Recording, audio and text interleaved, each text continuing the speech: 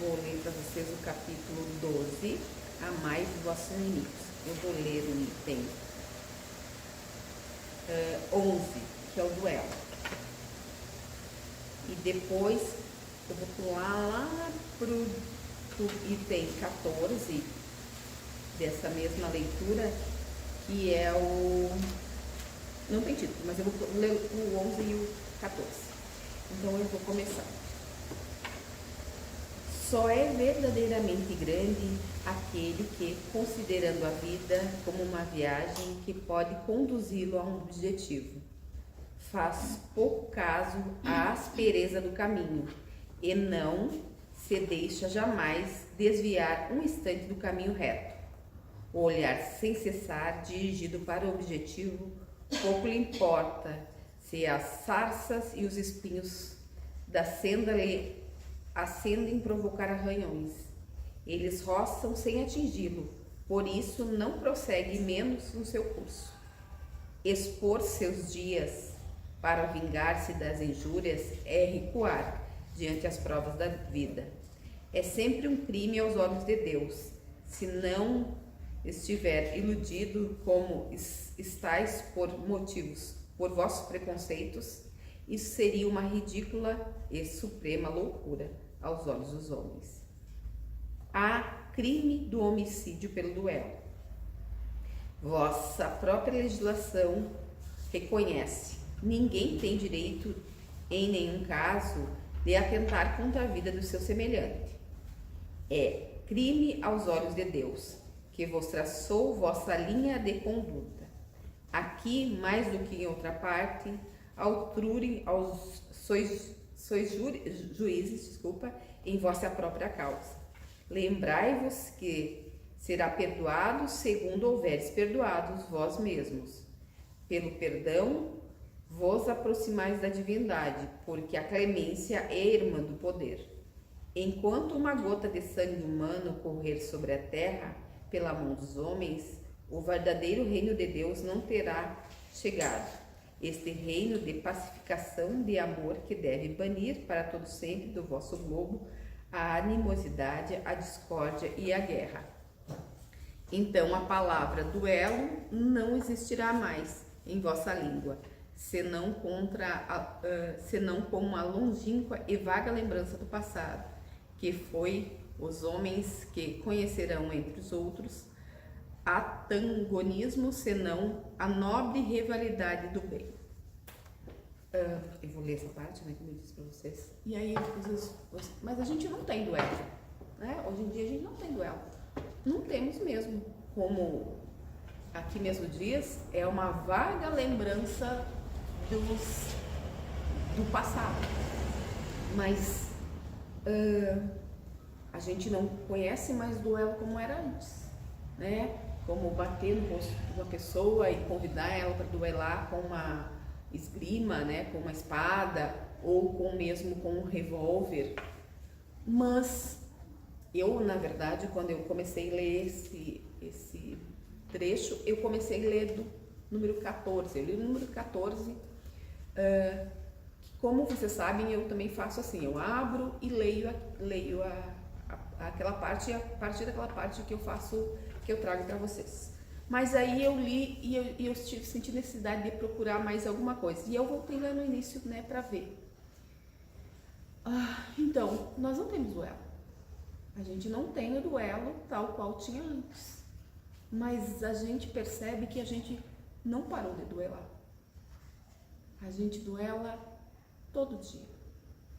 E hoje a gente tem uma ferramenta tão dura e tão machuca tanto quanto, fere tanto quanto, que são as nossas redes sociais. Hoje os duelos se dão ali, com mentiras, com farpas, às vezes com verdades, né? E eu lembrei automaticamente de uma vez que eu estive assim, porque a pessoa foi lá na minha página e falou uma coisa que não era verdade. E eu fiquei furiosa, mas isso não é verdade, né?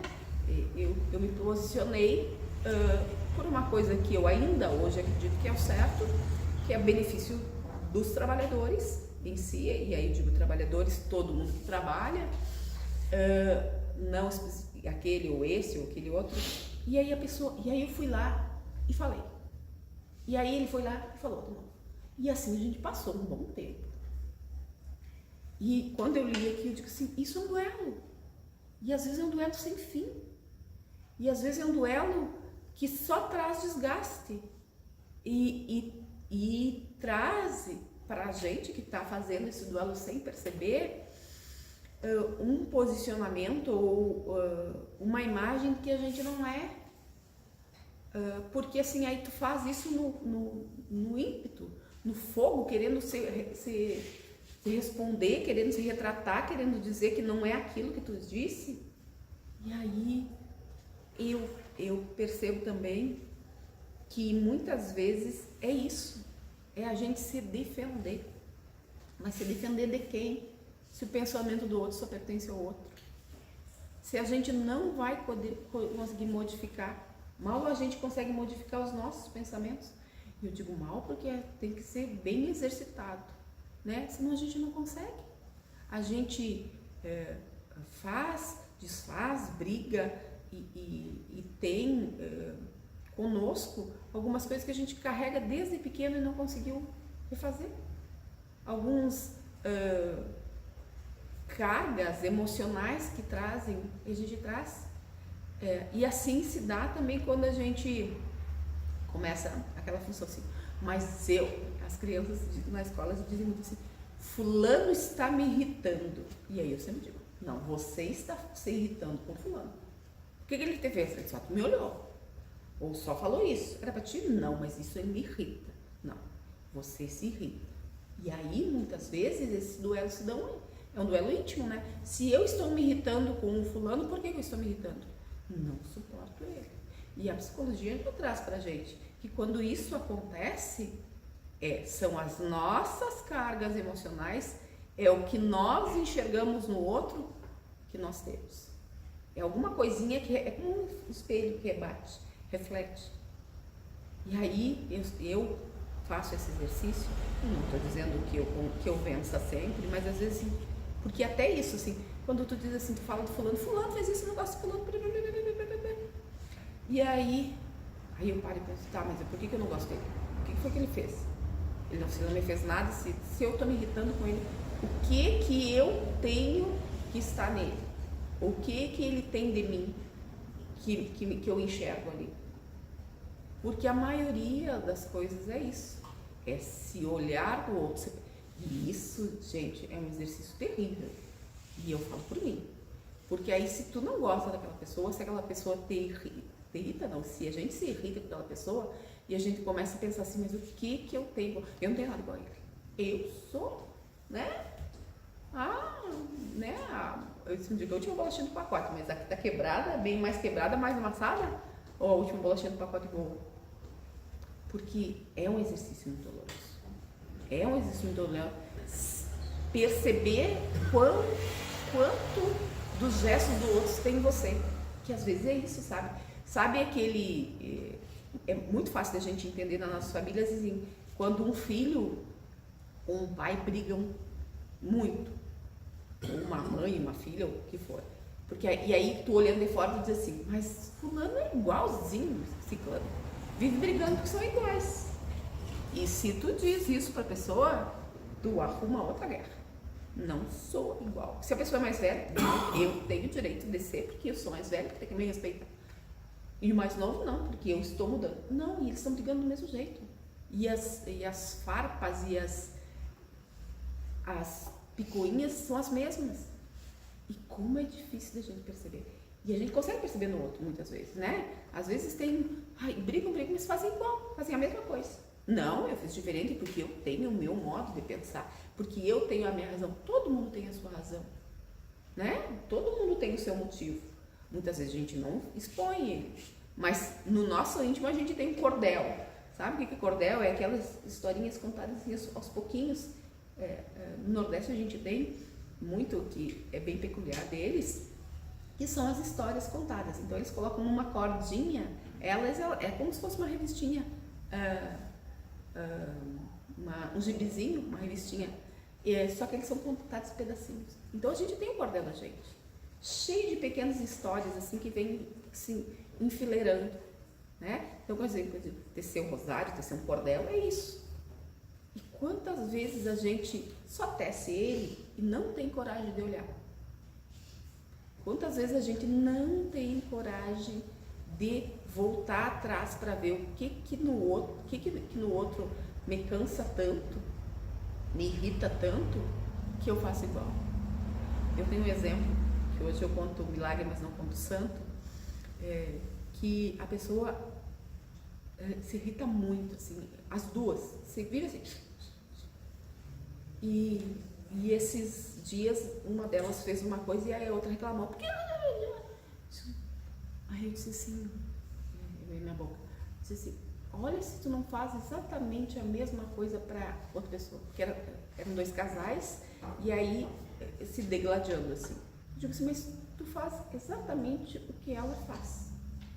Não, porque isso, porque aquilo. E a minha intenção não era ofender, nunca foi. Mas é fazer perceber o quanto dói no outro. Tem uma piada, eu acho que não lembro, que ela fala que a mãe defendia o filho, e meu filhinho isso, meu aquilo, meu aquele outro. E quando e aí se queixava que a esposa dele não fazia nada, né? E não tratava como ela tratava ele. E aí a questão depois se voltou assim, mas e ele faz o quê? Ah, não, ele é só meu filho, querido. E ela? Por que ela só não pode ser? E se fosse a sua filha? Né? Eu não vou lembrar da piada, não lembro da piada que eu sou. Além disso, eu sou péssima em piada. Mas a questão é essa: quando é teu filho, quando é teu pai, quando é alguém da tua vida, a pessoa está fazendo mal. Agora, quando a gente repete aquilo, não, eu só estou sendo justa, né? E aí a gente precisa voltar a olhar os nossos atos. E agora eu vou ler o outro trechinho aqui, que ele diz assim, 14. Que opinião terão de mim? Dizei-vos frequentemente se me recuso a reparar, se recuso a reparação que me é pedida, ou se não peço àquele que me ofendeu. Os loucos, como vós, os homens atrasados, vos censurarão. Mas aqueles que esclarecidos pelo facho do progresso intelectual e moral dirão que agiste de acordo com a verdadeira sabedoria. Refleti um pouco, porque uma palavra frequentemente dita ao ar ou muito inofensiva da parte de um de vossos irmãos, vosso orgulho se acha ferido. Respondeis-lhes que de maneira áspera e dai a provocação. Antes de chegar ao momento decisivo, pergunta como se agis como cristão. Que contas deveis à sociedade, se as privais de um membro? Penseis no remorso de ter arrancado uma mulher de seu marido, uma mãe de seu filho, ou filho do seu pai, ou seu sustentado. Certamente, aquele que ofendeu deve reparação, mas não é mais honroso ele dá-la espontaneamente em reconhecimento a seus erros do que expor a vida dele àquele que tem direito de se lamentar? Quanto ao ofendido, convenho que algumas vezes pode se achar gravemente atingido, seja por uma pessoa, seja por uma relação àqueles que o cercam.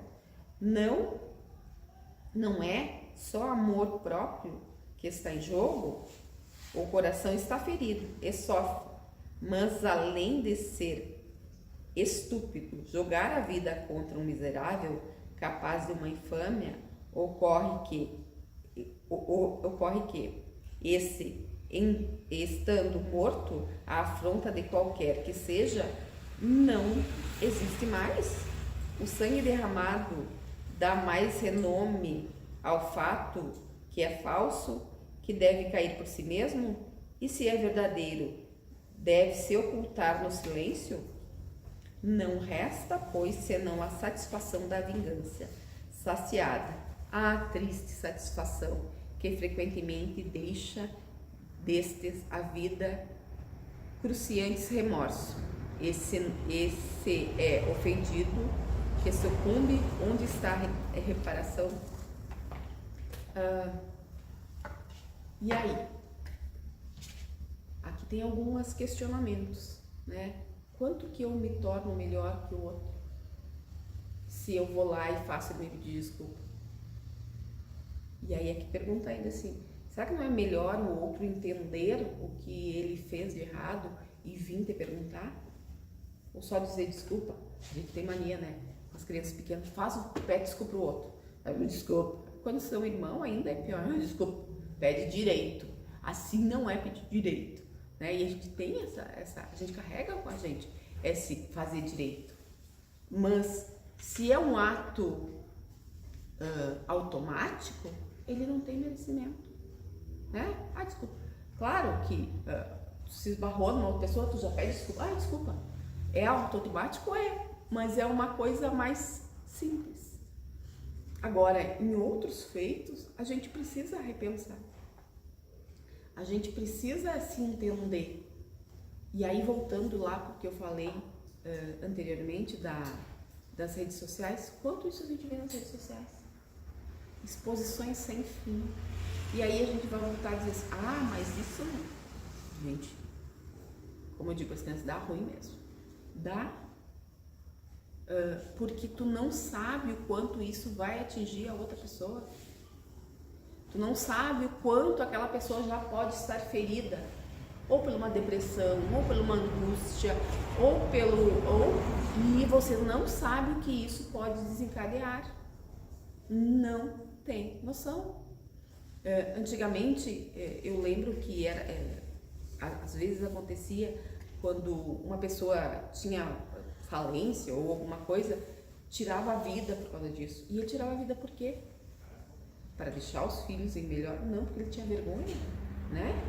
E aí, muitas vezes era alimentado, e hoje em dia ainda assim, alimentado com aquela fofoca, assim, aquele rastreio de pólvora, como eu digo, né?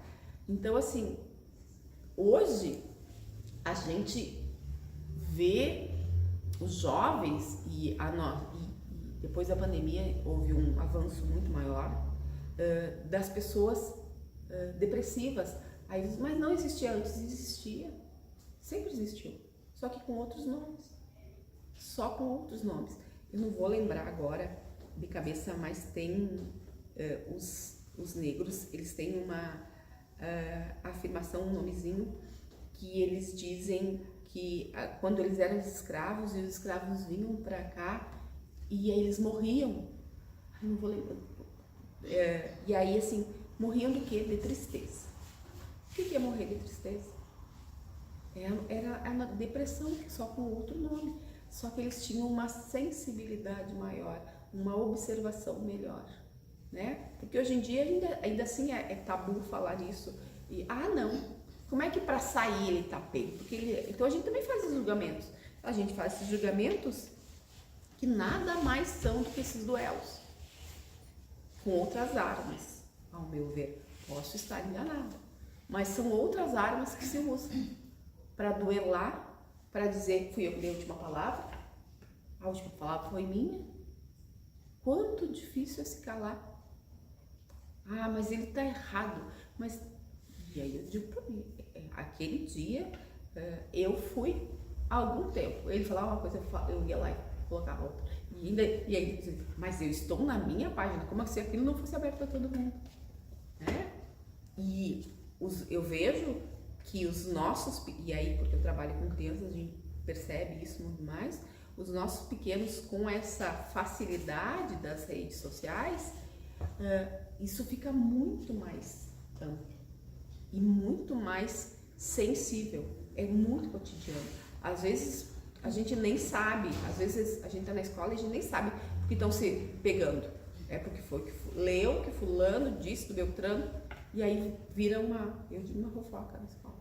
Mas é um duelo, é um embate de egos. E aqui diz, o nosso ego ferido. É a nossa falta. Eu vou um pouquinho mais longe, eu vou dizer assim, que é falta de amor próprio. Porque se a gente tivesse um pouquinho mais, a gente não ia se expor tanto. Qual a necessidade? E aí eu volto a pergunta para mim, qual é a minha necessidade de dizer para aquela pessoa que ela estava errada? E hoje eu me pergunto assim, não mudou nada na vida do cristão e não mudou nada na minha, mas aqui naquele momento e aí falei, sabe? E aí não tinha ninguém na minha volta, era eu comigo mesmo.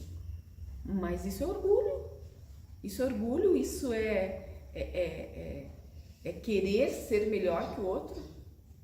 E aí hoje eu me pergunto, mas pra que eu gastei meu tempo com isso? Mas não é uma coisa fácil de se responder. Quando tu tá no meio do fogo cruzado, é muito pior. Porque nós também não temos essa coerência ou esse pensamento que isso pode abalar muito a vida do outro. É só uma palavra, foi só uma coisinha que eu fiz, foi só um emoji que eu mandei, foi só uma coisinha. E isso vejo eu que é um duelo, além de ser um duelo para o outro, com o outro, né? É um duelo conosco. Um duelo que a gente precisa repensar e olhar, seja naquela provocação da criança pequena, que às vezes você diz uma coisa e diz, não, eu sou mais velha, a última palavra é minha, né? Se a gente tirar das redes sociais, a última palavra é minha. Não, porque eu sou mais velha. E muitas vezes a criança não está errada, mas a gente tem isso, ainda mais nesse círculo vicioso que a gente tem, né? Que a gente quer impor a nossa vontade. Na verdade é só isso, impor a nossa vontade. Porque eu sou mais velho, porque eu sou mais inteligente, porque eu tenho mais dinheiro, porque eu tenho mais isso, porque eu tenho mais... É um ego enorme, é um ego gigantesco que toma conta. Toma conta e faz as nossas vidas um mar não vou dizer de intrigas, mas um mar de palavras rudes. Um duelo incessante, porque aí sempre vai ter um ator do meu lado que vai ajudar, que vai falar, que vai isso, que aquilo, assim do lado do outro também tem. Não é bem assim. Se a gente se voltar um pouquinho assim, não era isso? Não era isso os duelos antigamente? Só que lá eles finalizavam com uma espada. Mas tinha todas aquelas pessoas desse lado e as pessoas desse lado, fortificando, né, o embate, dizendo quão ele precisava se defender. E aí eu volto e pergunto, se defender, se tu tem tanta certeza que o outro está errado, precisa se defender? O mundo, ou o caminho, ou as coisas o mundo não vai mostrar daqui a pouquinho? Se tu tem tanta certeza do erro do outro, não vai ser muito mais fácil? E aí eu volto a dizer para vocês, eu penso que isso é orgulho, é vaidade ferida, é autoafirmação, e aí eu volto para aquela outra que eu falei para vocês, de quando a gente se vê com uma pessoa que faz as mesmas coisas que a gente fica chocado. E se alguém inventa de dizer que faz igual, arrumou um inimigo para todo sempre. E aí a gente vai voltar, vamos dizer que isso é a maior prova que a gente precisa ter autoconhecimento. e quanto isso crescimento é doloroso. Crescimento dói, crescimento vai doer, porque a gente precisa repensar. E eu esqueci do outro livro que eu peguei, porque eu abri e aí ele dizia assim, e a gente tem que repensar onde é que a gente está. Porque até isso, se a gente cresce, a gente não pertence mais ao meio e às vezes a gente quer ficar naquele meio. Quer ficar. E aí existe essa dor também, do eu ter que sair dali. E aí eu vou dar um exemplo muito simples. Uma pessoa que se reconhece alcoólatra, ou com qualquer outro vício, ele pode permanecer no mesmo lugar que está? Com os colegas que têm o vício? Não pode, porque senão ele vai voltar a cair. E quão difícil é a gente... Ai, meu Deus, como é que eu vou sair? Como é que eu vou sair daqui? Eu vejo muito nas crianças na escola. Aí quando a gente troca eles ou quando vão para outra turma, separam. Ai, como é que eu vou viver sem meu colega? Vai viver. Aí esses dias um pai ficou uns 15 dias pedindo no começo do ano pra gente trocar o filho de lugar, porque ele precisava crescer e precisava ter entendimento que o mundo não girava ao redor dele. E aí o meu Tico e o Teco aqui não estavam conversando direito. Porque assim, se teu filho precisa crescer e se teu filho precisa evoluir, por que tu vai fazer a vontade dele colocar na turma que ele queria, com os amigos que ele queria? Porque ele não pode sofrer. E o que é o sofrer? É isso. E aí assim, eu vou dar um outro exemplo muito simples, que quando a gente engorda ou quando a gente emagrece muito, principalmente engorda, ou quando as crianças têm aquele estirão, que aí o corpo cresce muito, eles não fazem as estrias, são aquelas fissuras no corpo. Aquilo é um sinal que está crescendo, e aquilo dói às vezes. Então, esse crescimento vai doer. A gente precisa entender isso, que nem tudo cresci, sou luz. E a quanto a gente precisa repensar. Não é assim, dessa maneira tão novelesca. Claro que não chegamos, não é nem a mexicana nem a outra, mas a gente precisa ter esse entendimento, que a gente precisa trazer para os nossos dias fatos que pareciam, que quando a gente lê duelo, isso não existe mais, nem vou ler esse capítulo, nem quero, porque isso não é. Isso a gente trazendo, repensando, a gente tem todos os dias. Faça a prece. Então, queridos irmãos, que hoje o nosso duelo seja conosco, para crescermos todos os dias, para podermos melhorar, cientes que muitas vezes isso vai sim trazer a dor da consciência. Então fechamos os olhos, invocamos todos os seres de luz, Deus Pai Todo-Poderoso, para que esteja conosco, que está conosco trilhando esse caminho, nessa ofensiva contra o nosso orgulho, contra a vaidade, que nós consigamos vencer esse duelo, que conseguimos trazer à tona para a luz todos os sentimentos e trabalharmos.